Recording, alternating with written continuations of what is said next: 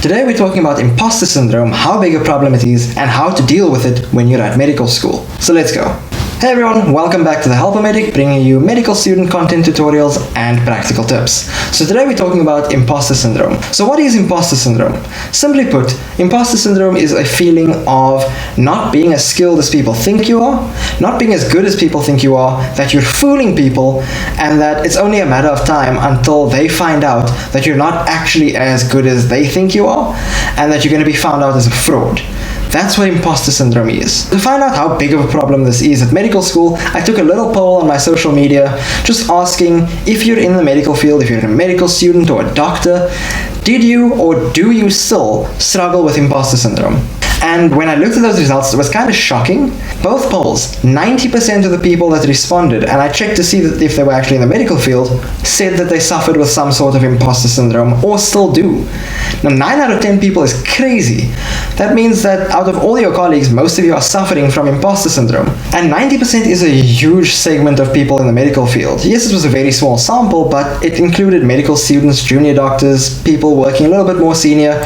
So I'd say it's still a really high figure. Now, why is imposter syndrome such a big thing in the medical field? Right? Why is it so prevalent? And there are a couple of reasons for that.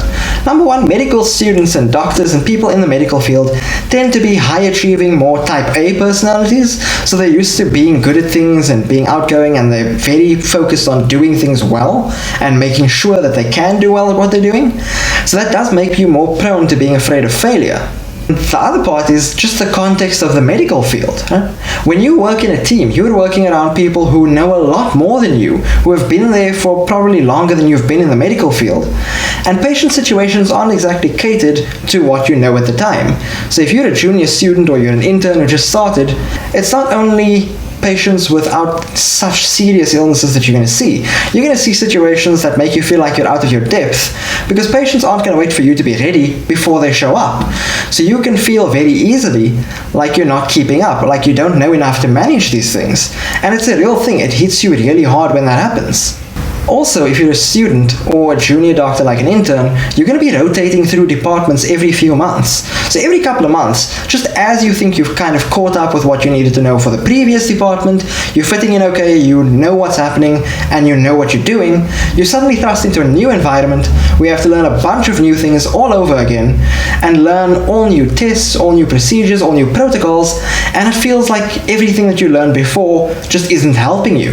Like you're not getting anything. You're not getting any better. And every time you feel like you're starting to catch up and you're starting to do better, you have to start over and you feel like you lose all that progress. So what can you do about it, right? How do you cope with imposter syndrome? Because that's really the point of this video. How do you cope with it? First of all, remember that you are not a specialist. You haven't been there for 10, 20, 30 years, right?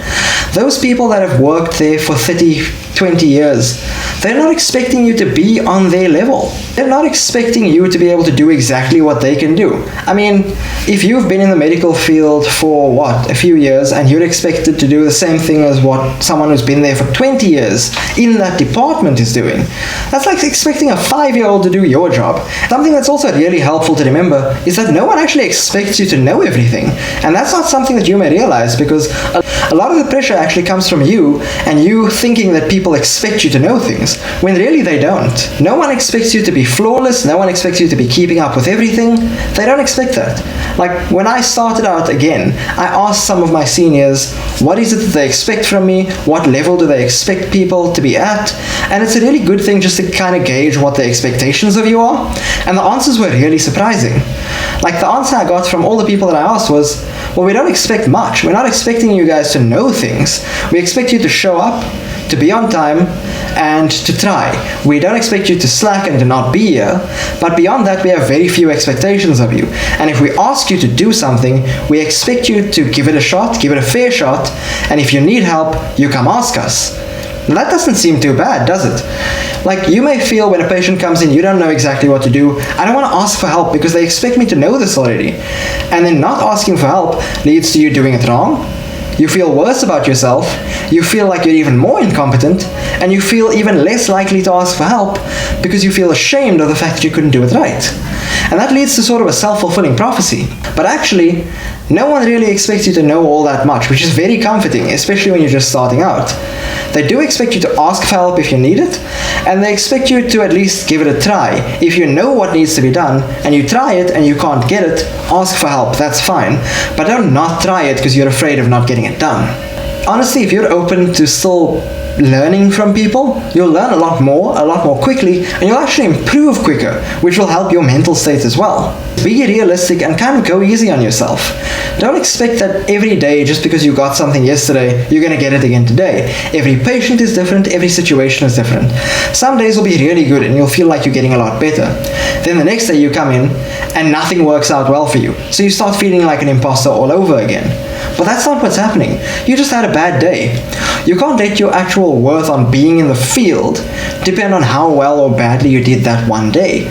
You earned your place there by working really hard for it. You came through multiple challenges, you got through all the exams, you got through medical school. Even if you're still in medical school, you got in, and you got to where you are now. They thought you were fine to get to where you are now. No one's expecting you to be perfect. So if you have a bad day, that's all it was a bad day. If you're struggling, ask for help. If you need it, ask. But don't put yourself down and don't think that everyone's expecting you to be so great and you're not living up to it. Because the person expecting the most from you, it turns out, is actually you. Yes, you may feel that you should be better, but don't put yourself down because you're not where you want to be. Just keep working at it. And eventually you will get to a point where you feel really good about what you're doing, and you feel like you do deserve to be there, because you do. The overriding message of this is, you don't not deserve to be there. You deserve to be there. It's time to convince yourself of that. Show up every day and say, I'm going to give this a shot. If it works and I get things right, that's great. If I don't, I'll know about what I need to improve and I'll get better for next time. That's the way to cope with imposter syndrome.